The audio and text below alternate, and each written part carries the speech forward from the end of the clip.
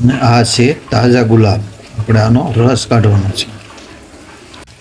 Pure રસ ગુલાબનો.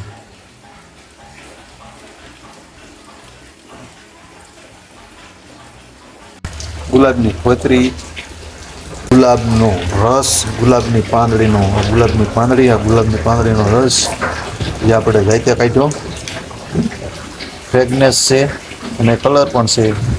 જો જરૂર પડશે તો આપણે કલર નાખશું, નકર આ કલર માટે પ્યોર પાંદડીનો આપણે રસ કાઢ્યો છે અને ગરમ પાણી કરવા મૂકી દીધું છે. અને સોબેજ આપણે કાપી અને નાના નાના કટકા કરી આપણે તપેલીમાં નાખશું.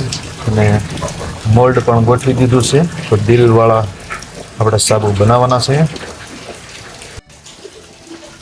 વિટામિન E પણ નાખવાનું છે અને ગ્લિસરીન. આપણે ગુલાબની પાંદડીનો રસ અને એમની કહેવાય ઝીણી ફોતરી અને વિટામિન E. મસ્ત ગુલાબી કલર પણ આવ્યો છે અને સુગંધ પણ ગુલાબની આવે છે. જો આપણે સોપ મોલ્ડમાં ઢાળી દીધું છે, અડધા ભરી દીધા છે. અને પછી હવે થોડાક 1 મિનિટ પછી પાછી ગુલાબની પાંદડી નાખી અને જે બાકી વધ્યું એ પણ ઢાળી દઈશું.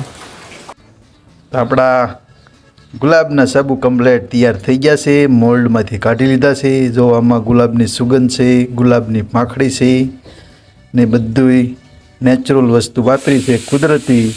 તો આવા સરસ મજાના ગુલાબના સાબુથી નાહવા માટે અને તમારે લેવા માટે ઓર્ડર કરો વોટ્સઅપમાં આ નંબર ઉપર અને તમારો ઓર્ડર બુકિંગ કરાવો.